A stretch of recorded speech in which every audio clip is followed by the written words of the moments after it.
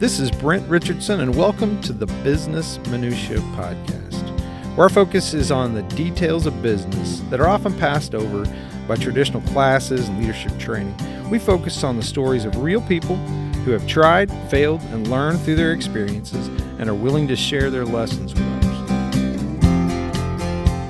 All right, Jamie, this month we are going to be talking about communication.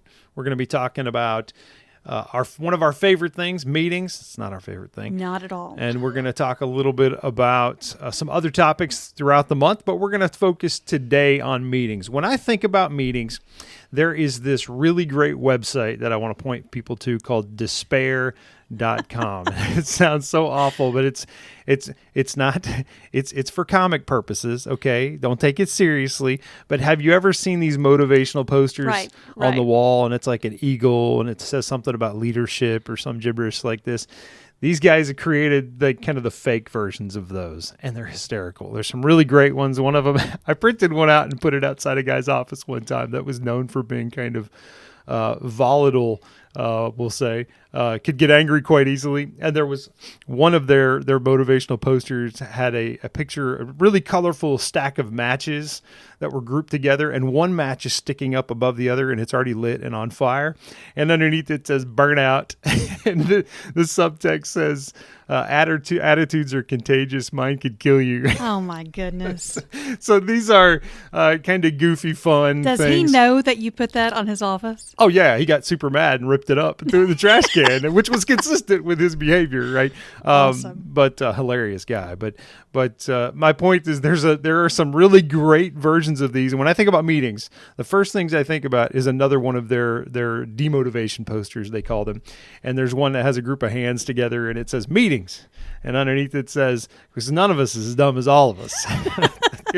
I don't know how many times I've been in meetings that felt like that. Okay, but there are meetings that are necessary and then meetings that are not so necessary. Yeah, right? let's start first talking about maybe the more annoying meetings. What kind of bad meetings are out there becomes the first question topic that we want to get into. And the first one that I thought of are the cases where the I don't know what to do next, come show me meeting, right? This is the person who doesn't know what to do. They're fairly lost, and so they invite 20 people into a room to tell them how to do their job, right? Now, does that mean I'm against that person? No, that's just not the way to go about doing that. Right. Go find a couple of strategic people who can help partner, with you and mentor you and give you some advice, or your boss. Right. That's similar to the "if I'm suffering, we're all suffering" meeting. It's the same type of thing. If I got stuck with this, we're all going through it. I'm going to drag you all into a meeting, and we're all going to suffer. And guess what? I'm going to put it at 4:00 on Friday. That's the meeting we're after, right? Maybe another one is the teach me how to PowerPoint, or teach me how to use Microsoft Excel, or teach me how to write an email. So I've been in meetings where it's just like watching paint dry as you observe someone trying to wrestle through just the basic fundamentals of things that should be done already before you get into the meeting. People are making slide presentation changes actively in the meeting. Right. And then sometimes there are the meetings that it's like, I have no reason to have a meeting. I don't know why we're here. Let's all gather together. Yeah. I call that the zero context meeting, Gotcha, which is I don't have any idea what this is about. This is probably the number one issue I find with people scheduling meetings, honestly, is that item right there. I haven't talked to everybody in a while, so let's all get in the same room. Yeah. I will probably have some of those when when everybody gets back into the office and goes back to work. We'll probably be anxious to have more meetings just to be face to face with people. And then maybe after a week, we'll be like, yeah, let's go back to the way things were. But then you also have some of those meetings that are just so high level, so, I don't know, like master's degree program that you have absolutely no idea what the person's talking about. There used to be this cartoon called Action Item Man, and we used to make fun of program managers with it because there was a lot of that kind of talk. When you tried to get into detailed stuff about how we're going to solve this problem, they go, whoa, I'm just here to get a high-level structure of how things are going to flow. We don't need to get into that detail. And I'm like, what is the purpose of this meeting? Yeah. What are we trying to accomplish? So again, having a clear agenda, a clear purpose of what you're trying to accomplish, right? We'll get more into that. The other one and I've been in a few of these, and you talk about being flustered and angry, an ambush meeting.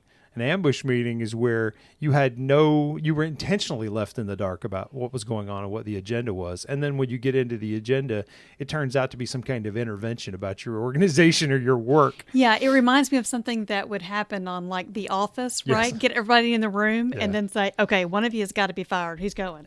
Right. I've not had that, but I've had plenty of ambush meetings where I thought things were going to go this way. And then we get in and come to find out Right. it's an intervention. Gotcha. Right. And been through plenty of those where my team was not responsible or at fault for any of that, but the way the story is being told, it was clearly an ambush. So those are other kinds that I really hate. And then how about the come see that I'm right meeting? Like this is a point proving meeting. Right. So, and it's very similar to, it's got like a cousin to it or a sister meeting, which is what I did this summer meeting. What I mean by that is, here's what I did this summer. Look at some information and data sharing. That's an email, man. Send that in an email. We don't need to have a meeting for this. Now, we'll get into when do you need to have that in just a second. But there's so many cases where it's just what I did this summer, or kind of a come look at my point. I'm going to prove points and be right. And we're just making statements kind of meeting. Right. And then there are those meetings that there are like right now Zoom calls maybe, but there are so many people on this call and you have absolutely no idea who these people are or why they're here. Yeah. I've walked into meetings and I went, I'm in the wrong room. Right. I don't know any of these people. This is like a classroom. And then I realize, then I'll walk around, I'll be like, no, that was it. And then I go back in, I'm like, who the heck are all these people? Why is this necessary? Right. And oh, by the way, also had nebulous, no agenda, very unclear, waste of my time. Now, here's what's interesting. It's okay. So, I'm guilty of that too. I have scheduled meetings like this. I have done these kinds of meetings too. You do it too many times, though, I will stop going to your meeting. Yeah. Next time I get an invite, decline. That's a hard no. I'm not going to go because I've been through your meetings before and they're a waste of my time. Okay, so those are all funny meetings that we probably shouldn't have. There's probably more. A little bit exaggerative, Yeah. but get the point. Absolutely. But let's talk about the valuable type of meetings. Yeah, so I'm in general anti-meeting, but at the same time, there are meetings you have to have, right, that are really necessary. And I was thinking through what are the kinds where it really makes sense. There is kind of a repetitive alignment or repetitive review meeting that I value a lot. And this is really critical to staying on top of execution. So when you talk about executing things, you can put a plan together, but if you're not frequently reviewing and coming back and seeing where you are, things fall through the cracks because we all get busy. Right? You should have more things on your to-do list than you actually can manage. That's a good problem to have, but that's difficult mentally. You have to accept the fact that there's always something that's going to be left undone. Right. That's life. That's how things are. But if you want to make sure the critical stuff is getting through and getting done, you need to have a regular scheduled review of what's taking place, depending on your particular milestones and what kind of project and what kind of thing you're doing. But so I think a repetitive review of that makes sense. How repetitive depends on the type of project. Okay. Right. So I see recurring meetings that we, in some cases, that we'll have every day. If there's a lot of fast moving stuff that's coming in and out, then maybe a daily, quick 30-minute for some group of people actually is beneficial. It's kind of a handoff from the previous shift of work or something like that. Right. So some review that makes sense. But then we also have reviews that are more quarterly. Like every quarter, we want to come back and look at this data, make sure this thing's pointed in the right direction. Those I think are very valuable. And when you don't do them, you'll find execution falls. You wind up in this reactive work mode. And this really, having that schedule forces you to be proactive. It kind of drives you to do some things in a proactive way because you're kind of forcing a deadline on yourself that, this quarter, at the quarterly review, we're going to have to show this stuff. So we need to march backwards from that. Well, and usually those kind of repetitive alignment meetings would come from up, down, right? So a boss would schedule that with their reports. Right. If you are a Doesn't report that you're not getting and you're not getting that, then do you proactively go seek it? Yeah, I think you can, or schedule it yourself. Yeah. But make sure you get the right parties, the right people in the meeting. We'll talk about that, right? But there's nothing that prevents you from having this kind of schedule or cadence of a review and do it for yourself, especially in some cases, if it can be beneficial for me because I can get hung up chasing, reactive things in my inbox. But there's some things that need to get done that I know nobody's going to nag me for. Then I will build this in for myself in my schedule to make sure that I'm building in some nags for myself. It's on my calendar. It's something that I know I need to do. So if I know in November I have to have this review, I'm going to schedule it and then I'm going to work backwards and every week have something on my calendar reminding me, hey, you better get ready for that. You better get ready for that. Right. And even in my editing, what I usually do is when someone says they're going to give me the final product on a certain date, I say, okay, how often would you like reminders? Right. And then I will mark on my calendar Yeah. to remind that person on this date, Right. hey, how's that first draft going? Right. I'm building these in for myself, but it's the same concept. Okay, so let's talk specifically about the one-on-one meetings. Yeah, so one-on-one meetings are also, I think, in that valuable meeting bucket, and these are cases where that you can't align via email. Now, there are plenty of one-on-one things that can be emails, and they're text messages even, right? If that's appropriate for your business, but so these don't all have to be in a one-on-one.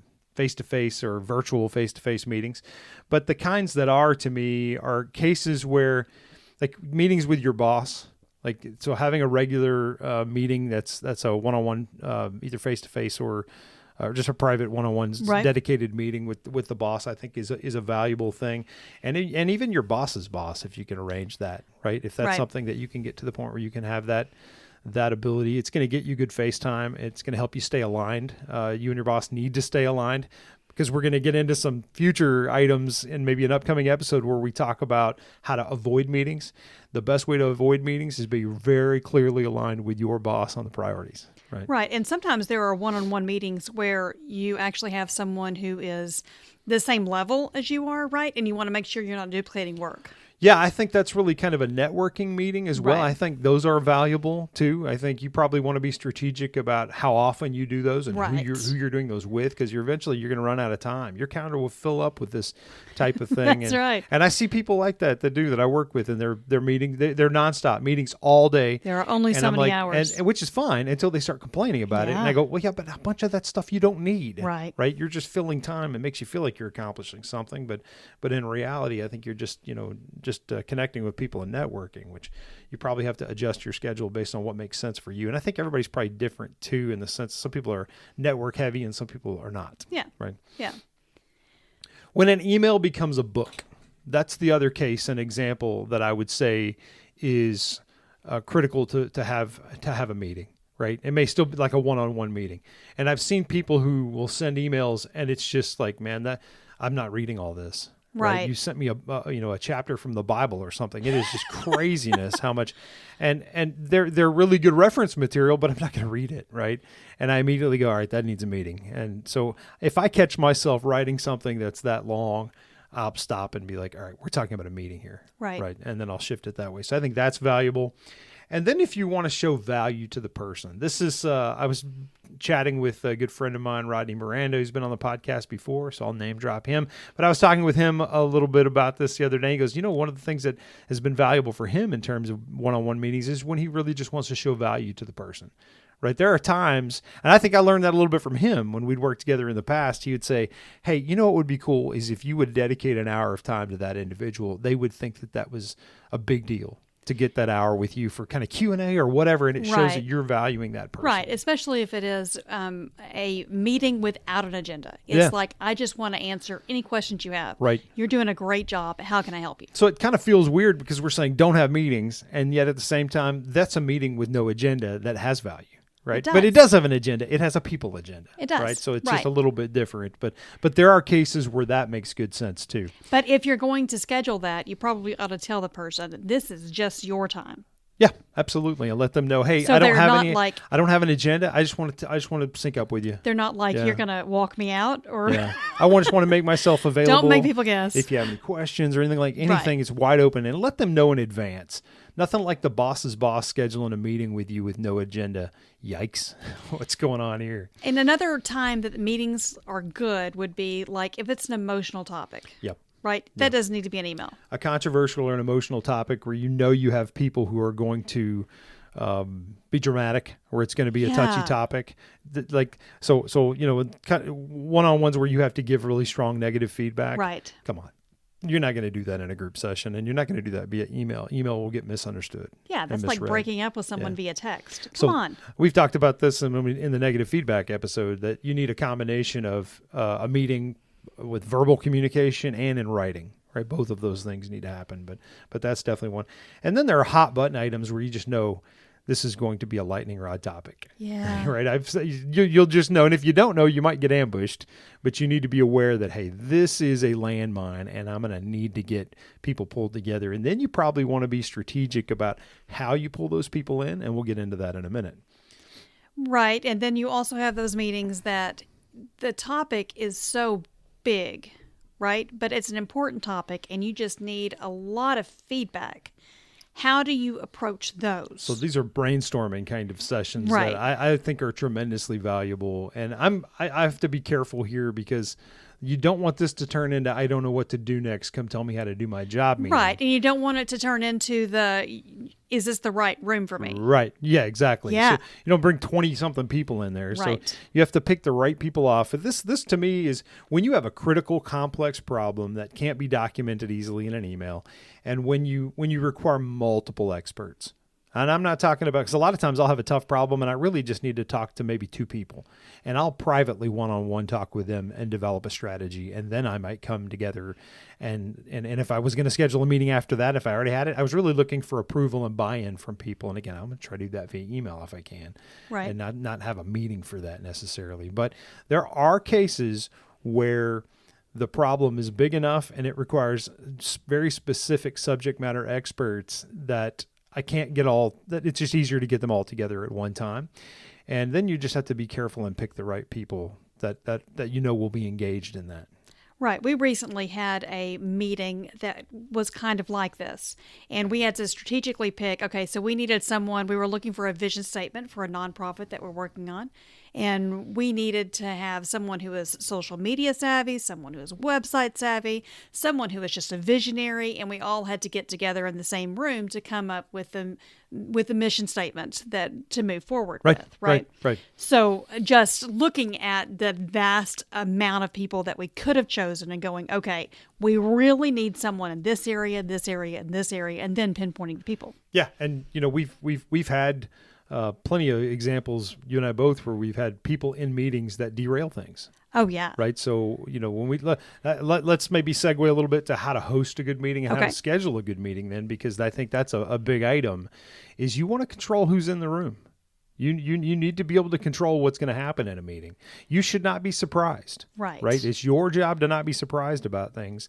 So here's one thing that I learned many years ago, and I think that you should get. It's very important. And it's, who is the influencer in the room? If you're going to schedule this meeting and you got to have these 5, 6, 7 people, you need to look and assess who the influencer is. Maxwell calls this finding your Claude, Your right? Claude. He has a story about right. his first job at a church, and he would go into the board meetings with his whole game plan, and it didn't matter what he thought. It all mattered what Claude thought. Exactly right, because he can influence everyone else in the room. That's right. And so he figured it out pretty quick. He's like, well, I need to go have lunch and work on the farm with Claude before that meeting.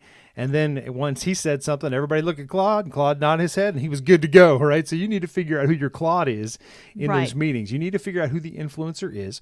He also gives some really good tips that I'll share. This is not my content. This is Maxwell's, but this is a good one. In terms of if you don't know who the influencer is, there's a couple of things you can ask to figure that out. Who would you go to change the direction of something? Who has the power, the ability to go change something? If you still don't know, you can also watch the room and see where people's eyes go. Right. People's eyes will go to the Claude.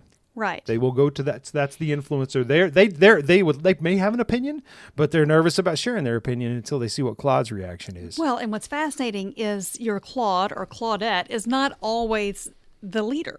Yeah, right? Absolutely. It's someone else around the table, someone else in the room. Right. And I used to naively believe that it was the oldest guy, the tall white guy, tallest person, or the person who'd been in the organization the longest. Yeah. It's not necessarily that person. Sometimes it's the loudest person, right? But and not always. Sometimes it's the quiet chick in the back of the room that's right. when she opens her mouth, everybody goes, "Whoop!" There's Whatever a lot she of says wisdom. that's right. That's right. So you've got to figure out who that is. That's right. And then here's the tip. You need to align with that person, Claude or Claudette, prior to that meeting. You don't need to wonder, I wonder what their reaction. You better know what their reaction will be. and make sure you're aligned, or don't invite them, right? And now you're eventually, if they're Right. if they have that much influence, you're eventually going to need to align with them on what you need here, right? To make Right. sure, but you don't want to be surprised by it, right? So I think that's really critical to make sure that that's, and then, maybe even taking a step back. That's kind of an advanced technique, but if taking a step back, is that meeting necessary? Can this be an email? Yeah. Can it be a text message? Is it really necessary? You need to process that before you schedule something. Right. And then you want to be really clear. We talked about this already, but you want to be super clear about the agenda and what your intention of the meeting is. It's very frustrating to me to go into a meeting that I don't have any idea what's about to happen. And I have an assumption in my head as to what's going to happen, because everyone has that assumption. I think I know what this meeting is actually about. Right. But then when it's not that, it can be very, very frustrating. Well, it feels like an ambush meeting. It does. Right. Yeah. And people, if they feel ambushed, they're not going to engage. Right. And the goal of the meeting should be for you to have engagement from them. Right. You want them. Otherwise, why are you there? What's the purpose? Right. And whether that is an email beforehand or a phone call or whatever, just to make sure that people know what they're getting themselves into before they walk in the room. This is harder in the virtual world. It is. Right. So I think getting engagement from people in general, we've talked about this before on the podcast.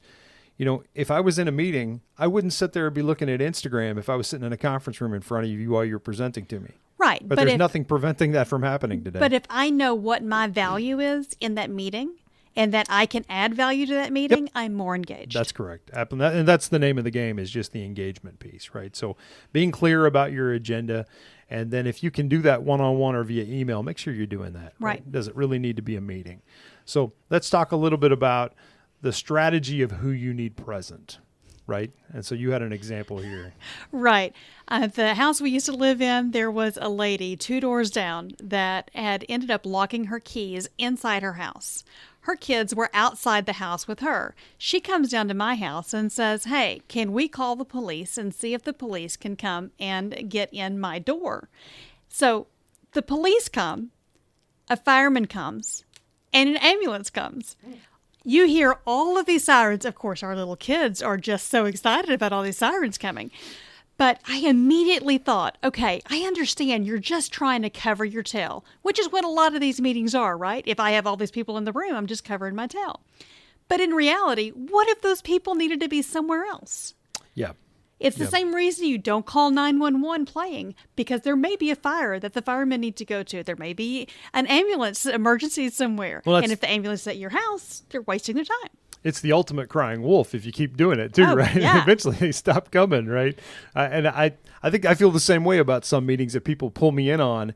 And the first time I'm like, all right, I'm going to trust you. In general, I'm going to operate with trust that you have my intentions and your, everybody's best intentions at heart. Right. And then if I get into that meeting and I realize, you're just inviting, you're just blasting everybody, you just, hoping that somebody can come save you. All right, I'm out. Right. I'm not joining your meeting again. Or if you don't know who needs to be there, you need to figure that out before you schedule a meeting. Poorly executed and hosted meetings are like that. I will drop in the middle of it if I feel like this is off the rails and wasting my time, and I won't come to your meeting again. Right. So a lot of times you may only get one shot to get people's engagement this way. So you want to be careful about who you're bringing in and make sure that they really are adding value, or that you need something from them. Ultimately, you're asking for something.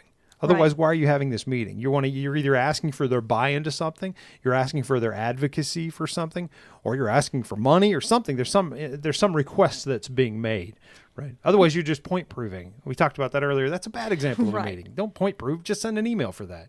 Now, along the same lines of being respectful of people's time, how do you do that how do you know when to schedule it? There are so many different time zones, and you may have people in different countries you're working with, and even like 8 a.m. Monday morning, how do you be sensitive to people's time? You just got to be mindful of that engagement, right? I'm not going to get an 8 a.m. meeting unless I have to. If it's something that I really have to do, because I know that's a good way for everybody to be like, the heck with that guy and his 8 a.m. meetings, right? Right. And the 4 o'clock Friday meeting and that type of stuff. Right? Come on, that's you're going to be ticking a lot of people off. So now the time zone thing is tricky, right? And this is here's my experience with this, because I have had to run meetings and schedule these. I talked earlier about how cadence of review, and I've had to do that across multiple time zones, and have had teams in Asia that I had to manage. It becomes very, very challenging. Right. One thing I would do is make it as simple as you can. Keep it simple. I see some people that are like, well, I got a German time zone. I got folks in Germany I need to involve. Right. I got people in California. Well, good luck. You're on opposite sides. That's going to be tricky. Yeah. Right. So be mindful of the time zones. If you can't make it all map out, or the only way you can get it to map out is somebody's joining at 6 and 5 a.m., break that into a couple of meetings. Don't try to get everybody together like that at once. That's not a realistic, unless it's a one-off thing. But if it's anything that's going to need to happen more than once, break it down into those separate pieces and go align with those people individually. And how much notice do you give people that the meeting is coming? Yeah, that's a great question. My experience is if you give people a week's notice, your engagement is higher. Assuming you're clear about your purpose and your agenda, right? And giving people a week's notice. People who give me like same day notice or next day, I'm probably not going to support you. Now, if you give people a week's notice and you find out that one of your Claude or Claudettes or whatever is on vacation that week, sure, then do you reschedule? Yeah, I might adjust it around who I want in the room. Yeah. Yeah. It depends on the topic and, and what kind of, some of these are hot button items that can be challenging, and there's going to be some emotion and some drama to it. And I want the right people in the room that will advocate in the direction that I care about. And so I want to control that. And then at some meetings, it's not that critical, and we're just, getting together for some other reason that's not, urgent emergency type of thing. And I can probably just let Claude know that this is what's going down and make sure they're aligned. Right. Yeah. And then I guess the last thing maybe to highlight is, being efficient and timely. If I have a meeting where we're basically all wrapped up and done, I'm going to wrap it up and be done. I'm not going to say, well, we've got 30 minutes left. How's your dog? Right? While there's 15 other people on the call. That's just disrespectful of people's time. So you want to be as efficient as possible. The other thing I want to highlight, we talked a little bit about how you and I have both been in meetings where you get people that just derail things. Right. Right. You're going to have that. You're going to have people that chase rabbits. One of my favorite, this is a controversial thing to say because I'm sure it's going to be polarizing for some folks. I love watching Alex Jones on Joe Rogan's podcast. I love it because you never know what this guy is going to say. Right. I was just watching it today while I was working out, and it's so entertaining. But I like chaos in some ways like that, so it's entertaining to watch. Not in your meeting, though. No, not in my meetings. I don't want Alex Jones type right. people in my meetings.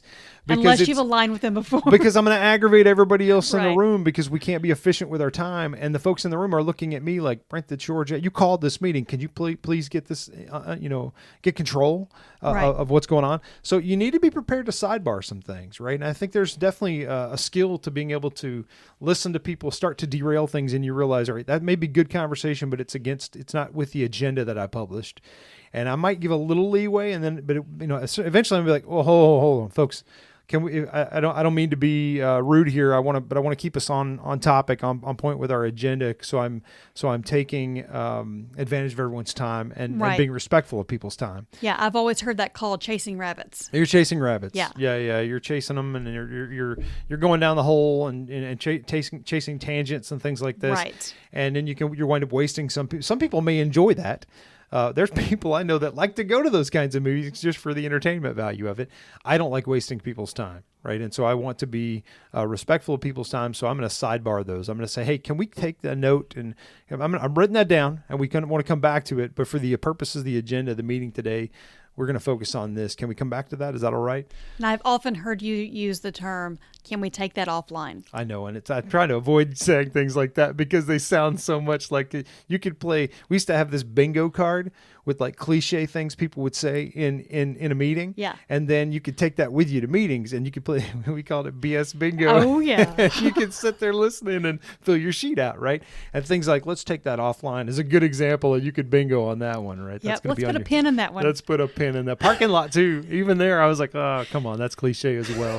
So, but you get the idea. There are some things that somebody's going to bring up, and what you're really saying is, hey, dude, stop talking. Nobody wants to hear that. We're trying to focus on this. You're trying to find nice ways of saying that. That's really what it comes down to. So this was part 1 of our communications. If we missed any points in this episode, please let us know. Email us so that we can cover that in a future episode. Have a good week.